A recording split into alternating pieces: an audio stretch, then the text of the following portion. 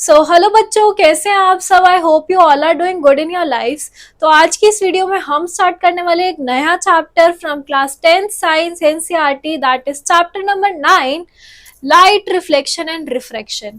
आज हम physics start करने वाले हैं एंड ये जो चैप्टर रहने वाला है ये बहुत ज्यादा इंपॉर्टेंट रहने वाला है। तो आज की इस वीडियो में जिस तरीके से हम हर चैप्टर की पहले इंट्रोडक्टरी वीडियो करते हैं, तो आज की वीडियो इंट्रोडक्टरी रहने वाली है on this chapter. Introductory video के साथ साथ मैं आपके साथ ये भी डिस्कस करने वाली हूँ कि इस चैप्टर को हम कैसे कवर अप करने वाले हैं एंड कौन कौन से बहुत ज्यादा इंपॉर्टेंट टॉपिक्स हैं जिनको आपको बिल्कुल भी स्किप नहीं करना है, जिनके हाई चांसेस हैं कि वो बोर्ड एग्जामिनेशन में आ जाए। सो टॉपिक स्टार्ट करने से पहले जिसने भी अभी तक चैनल को सब्सक्राइब नहीं किया है, फटाफट से चैनल को सब्सक्राइब कर लीजिए ताकि जो भी अपडेट्स हैं आप तक आती रहे। तो आइए स्टार्ट करते हैं।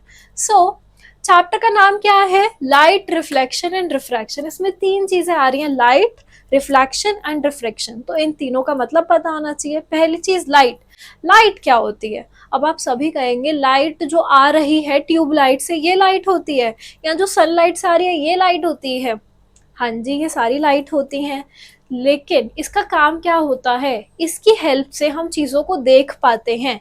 लाइट अगर हमारी आंखों की, कहते हैं ना, रोशनी चली जाए तो आप कुछ देख नहीं सकते, तो इससे क्या कंक्लूजन निकलता है कि अगर लाइट नहीं है वी कांट सी। अगर हम अंधेरा कर दे तो कुछ नहीं दिखता। अगर हम अंधेरा कर दे किसी रूम में तो हमें नहीं दिखता कुछ भी। So light is the thing which help us to see the objects. So light क्या है? जिसकी हेल्प से हम किसी चीज को देख सकते हैं। So light that helps us to see the objects. No light no visibility. इसके बाद और कौन सी दो टर्मिनोलॉजीज हैं यहाँ पे? First is reflection, next is refraction. अब रिफ्लेक्शन एंड रिफ्रैक्शन ये दो की टर्म्स हैं, दोनों एक दूसरे के अपोजिट होते हैं। रिफ्लेक्शन क्या होता है? लाइट एक सरफेस पे पड़ी एंड बाउंस बैक हो गई, दिस इज रिफ्लेक्शन। कि एक सरफेस पे पड़ना एंड बाउंस बैक हो जाना। सो रिफ्रैक्शन क्या होता है? When light travels from one medium to another. Reflection में क्या था? एक सरफेस पे पड़ी, बाउंस बैक हो गई, पार नहीं हुई उस सरफेस के। लेकिन रिफ्रैक्शन कौन सा कंसेप्ट है कि जब लाइट एक सरफेस पे पड़ी तो वो वन मीडियम से दूसरे मीडियम में उसने ट्रैवल कर लिया। So this concept is refraction of light. Suppose कीजिए एक ग्लास है, उसके अंदर वाटर है। अब मैं टॉर्च से लाइट डाल रही हूँ तो लाइट पानी के अंदर चली जाएगी, right? So this is refraction.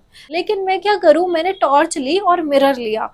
अब मैंने टॉर्च को ऑन किया एंड मिरर पे लाइट मारी, मिरर पे मैंने टॉर्च मारी, तो क्या हुआ? मिरर क्या करता है? रिफ्लेक्ट बैक कर देता है लाइट को। मिरर लाइट को रिफ्लेक्ट करता है, वो एक मीडियम से दूसरे मीडियम ट्रैवल नहीं होने देता है। तो this is the concept of reflection. लेकिन वहीं जो मैंने दूसरा केस डिस्कस किया था वो रिफ्रैक्शन का केस था। सो आई होप इस एग्जाम्पल से आपको रिफ्लेक्शन एंड रिफ्रैक्शन में डिफरेंस पता चला होगा। सो ये मैंने डेफिनेशंस लिख रखी है और ये मैंने डायग्रामेटिकली दिखा रखा है। ये रिफ्लेक्शन एंड ये रिफ्रैक्शन की वन मीडियम से दूसरे मीडियम जब लाइट ट्रैवल करती है तो दैट इज रिफ्रैक्शन। लेकिन वहीं एक मीडियम से ही बाउंस बैक होकर उसी मीडियम में रह गए तो that is the case of reflection. जो मिरर्स होते हैं वो रिफ्लेक्शन शो करते हैं, लेकिन वहीं जो लेंसेज होते हैं दैट शोज रिफ्रैक्शन। ये धीरे धीरे आपको अंडरस्टैंडिंग इन सब चीजों की डेवलप हो जाएगी जैसे जैसे हम इस चैप्टर को वाइंड अप करेंगे। अभी के लिए आप बस जान लीजिए क्या की टर्म्स है। इसके अलावा मैंने यहाँ पे लिख रखा है कि जो रे आ रही है, जब मैंने टॉर्च डाली उसको मैंने इंसिडेंट रे बोला, लेकिन जो बाउंस बैक होके आई उसको मैंने रिफ्लेक्टेड रे बोला। वहीं यहाँ पे मैंने जो रे आ रही थी उसको तो मैंने इंसिडेंट बोला, लेकिन जो दूसरे मीडियम में चली गई वो क्या हो गई? Refracted ray. So when light falls on a surface, जब एक रे ऑफ लाइट फॉल हो रही है किसी सरफेस पे तो वो जो रे होती है वो हमेशा इंसिडेंट रे होती है। लेकिन जब वो रिफ्लेक्ट हो गई तो वो रिफ्लेक्टेड रे, जब वो रिफ्रैक्ट हो गई तो वो रिफ्रैक्टेड रे बन गई। समझ आया आपको? इंसिडेंट रे क्या होती है? इंसिडेंट रे वो रे होती है which falls on a surface, जो गिरती है। उसके बाद क्या हुआ?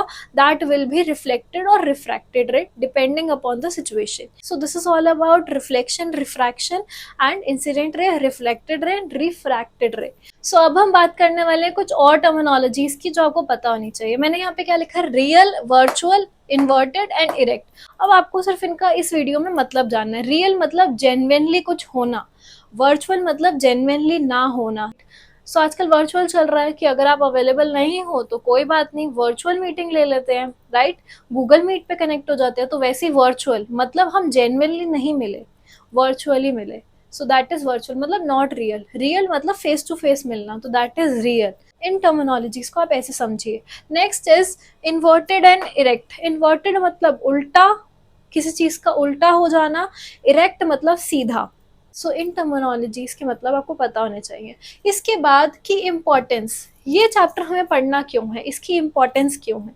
सो इसकी इम्पोर्टेंस है, लाइट की हमारी लाइफ में बहुत ज़्यादा इंपॉर्टेंस है। अगर लाइट नहीं होगी तो हम चीज़ें देख नहीं पाएंगे। इसके अलावा कुछ फिनोमिनाज होते हैं हमारे एवरीडे लाइफ में जो कि लाइट की वजह से होते हैं। वो कैसे होते हैं वो हम डिस्कस करने वाले हैं इस चैप्टर में। तो कौन कौन सा फिनोमिनाज कुछ यहाँ पे मैंने लिख रखे हैं, जैसे कि फॉर्मेशन ऑफ रेनबो, कि रेनबो कैसे फॉर्म हो जाता है।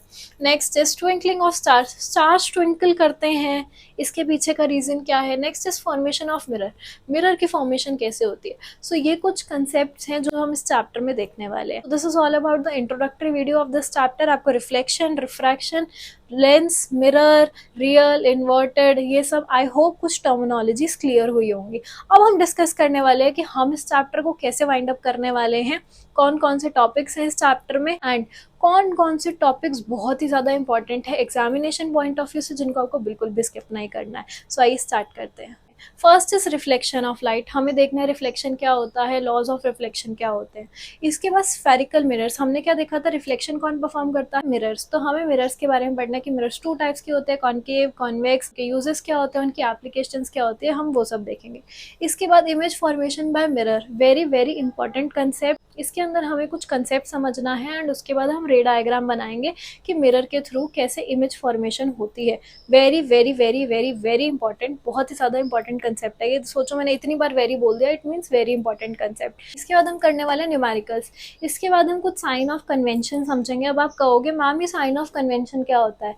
देखो, हो सकता है बहुत सी चीज़ें आपके सर के ऊपर से जा रही हो क्योंकि आप पहली बार इस चैप्टर को कर रहे हो, बच्चों को थोड़ा सा ट्रिकी लगता है ये चैप्टर, बट आप एकदम बेफिक्र रहो। जब आप एक बार अच्छे से सारे कंसेप्ट समझ लोगे आपको सब कुछ समझ आ जाएगा।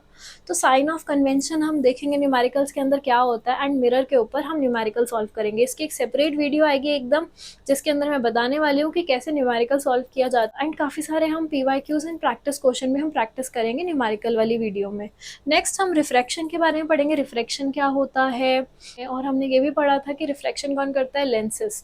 तो हम लेंसेज के बारे में भी देखने वाले हैं। लेंसेज भी टू टाइप के होते हैं, कॉनकेव एंड कॉन्वेक्स। इसके बाद हम देखने वाले हैं रिफ्रैक्शन थ्रू ग्लास स्लैब, कि ग्लास स्लैब के थ्रू रिफ्रैक्शन कैसे होती है। कुछ एप्लीकेशंस भी देखने वाले हैं रिफ्रैक्शन की, तो ये सब हम इस टॉपिक के अंदर देखेंगे। इसके बाद हमें देखना है लेंस के थ्रू इमेज कैसे फॉर्म होती है, रे डायग्राम्स हैं इसके अंदर भी, ये भी बहुत ही ज़्यादा इंपॉर्टेंट है। अगर आपने मिरर के अच्छे से कर लिए रे डायग्राम्स तो आपको लेंस में बिल्कुल भी इशू नहीं आएगा। तो आपको मिरर के अच्छे से करने हैं रे डायग्राम्स, अच्छे से उसका कंसेप्ट समझना है, तो लेंस के रे डायग्राम्स करने में भी आपको बिल्कुल दिक्कत नहीं आएगी, एंड ये टॉपिक बहुत ज़्यादा इंपॉर्टेंट है। इसके बाद न्यूमेरिकल्स, इसकी भी एक सेपरेट वीडियो आएगी जिसके अंदर हम कवर अप करने वाले हैं न्यूमेरिकल्स बेस्ड ऑन लेंसेज, जो भी इमेज फॉर्मेशन होती है बाय लेंसेज, उस पर क्या क्या न्यूमेरिकल्स रहते हैं। इसके बाद हम करने वाले हैं रिफ्लेक्टिव इंडेक्स। हम समझेंगे रिफ्लेक्टिव इंडेक्स क्या होता है, उस पर क्या न्यूमेरिकल्स होते हैं, इस पर भी थोड़े बहुत न्यूमेरिकल्स होते हैं जो हम रिफ्लेक्टिव इंडेक्स की वीडियो में ही कवर अप कर लेंगे। इन सब चीज़ों के अलावा एक वीडियो और आएगी इस चैप्टर की, that will be based on numericals. उसमें सारे न्यूमेरिकल्स रहेंगे, कंबाइंड रहेंगे मिरर एंड लेंसेज के, जो कि आपको सारे प्रैक्टिस करना है। इस चैप्टर में आप जितनी प्रैक्टिस करेंगे ना न्यूमेरिकल्स की, उतना आपका बेस स्ट्रांग होगा। सो दिस इज ऑल अबाउट कि हम इस चैप्टर को कैसे कवर अप करने वाले हैं, एंड इसमें से कौन कौन से इंपॉर्टेंट टॉपिक्स हैं जो कि बोर्ड एग्जामिनेशन के लिए बहुत ज़्यादा इंपॉर्टेंट है।